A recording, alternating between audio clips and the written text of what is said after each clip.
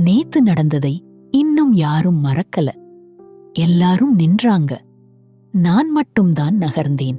அந்த ஒரு அடியில எல்லாமே மாற ஆரம்பிச்சது. அவன் மட்டும் ஏன் நகர்றான்? அவன் நம்ம மாதிரி இல்ல. கேள்விகள் அதிகமாயிட்டு போச்சு. ஆனா பதில் யாருக்கும் தெரியல. அப்போதான் அவன் கண்களை பார்த்தேன். கோபம் இல்ல, பயம் கூட இல்ல. ஒரு ஆழமான வலி மட்டும். நான் யார்? மனிதனா, மிருகமா? இந்த கேள்வி அவனுக்கே தெரியல.